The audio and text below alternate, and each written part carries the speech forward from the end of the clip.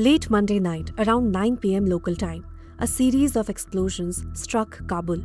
The target, Afghan officials say, was a large state-run drug rehabilitation hospital, one of the biggest of its kind, with up to 2,000 beds. By morning, the damage was catastrophic. Afghanistan's Taliban-led government says at least 400 people were killed and around 250 were injured. Large sections of the hospital were flattened. Fires tore through the building. Rescue teams are still pulling bodies from the debris. Kabul has directly accused Pakistan of carrying out the airstrike.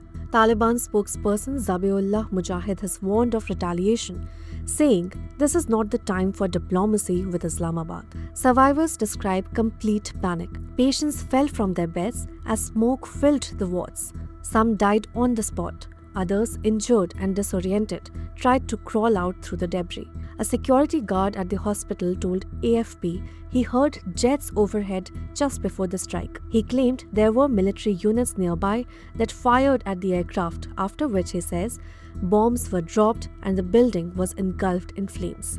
Pakistan has strongly denied the allegations. Islamabad has called the claims false and misleading, saying the strikes were aimed only at military targets. It says its forces hit militant infrastructure in Kabul and Nangarhar on Monday, specifically ammunition depots and technical facilities linked to insurgent groups. In an official statement, Pakistan's Ministry of Information accused Kabul of trying to stir public sentiment and deflect attention from what it calls support for cross-border militancy. But what we are seeing right now is not an isolated incident, but part of a rapidly intensifying conflict.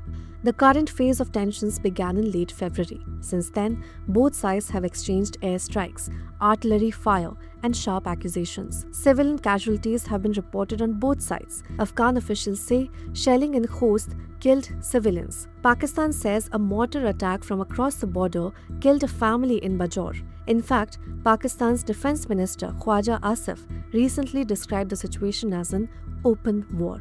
Now, a major source of tension is the Tehreek-e-Taliban Pakistan or TTP. The group operates against the Pakistan state, but Islamabad believes it has safe havens across the border in Afghanistan. Pakistan says these fighters are behind repeated attacks inside its territory. Kabul denies this and in turn accuses Pakistan of violating its sovereignty through airstrikes. The United Nations has called for restraint.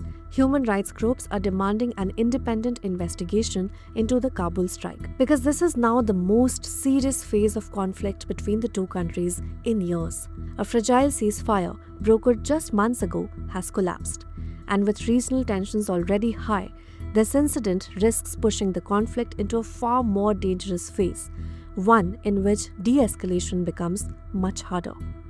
Follow for more stories.